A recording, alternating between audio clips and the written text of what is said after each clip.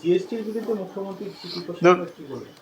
মুখ্যমন্ত্রী কেন্দ্রীয় অর্থমন্ত্রীকে চিঠি দিয়েছেন জীবন বিমা, স্বাস্থ্য বিমা, প্রিমিয়ামের ক্ষেত্রে জিএসটি 18% জিএসটি নেওয়া হচ্ছে, এটা প্রত্যাহার করার দাবি, যথার্থ দাবি, বেশ করেছেন, আমি স্বাগত জানাচ্ছি। কিন্তু আমার শুধু বক্তব্য হচ্ছে, এত সময় লাগলো? বিজেপির নীতিন গাডকারি যেহেতু আপত্তি করেছেন, সেই কারণে কি উনি আপত্তি করার সাহস পেলেন? এতদিন পাচ্ছিলেন না? বিধানসভা প্রসিডিংস দেখুন, একাধিকবার আমরা বলেছি, আমি নির্দিষ্টভাবে বলেছি, একাধিকবার বিধানসভায় ফ্লোরে অন রেকর্ড, যে জিএসটি নিয়ে যা হচ্ছে এটা গরিব মানুষের উপরে চাপ সৃষ্টি করা হচ্ছে। এবারেও দেখেছেন হিরেতে জিএসটি 1% নিত্য প্রয়োজনীয় জিনিসের জিএসটি 16%, 18% ইত্যাদি ইত্যাদি, 28% পর্যন্ত আছে।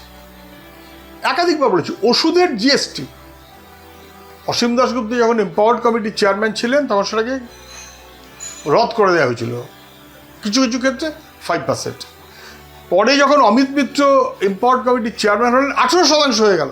বিধানসভাতেই বলেছিলাম যে কী করে হয়, ওষুধের জিএসটি অফ করে দেওয়া উচিত, অন্যান্য কতগুলো প্রয়োজনীয় জিনিসের ক্ষেত্রে অফ করে দেওয়া উচিত। কিচ্ছু করেননি। মুখ্যমন্ত্রীও ছিলেন, অর্থমন্ত্রীও ছিলেন, কিচ্ছু করেননি। ফলে যখন আমরা বলেছিলাম তখন ওনার মনে পড়েনি। আজকে ওনার মনে পড়েছে, কারণ বিজেপির নীতিন গাডকারি বলছে।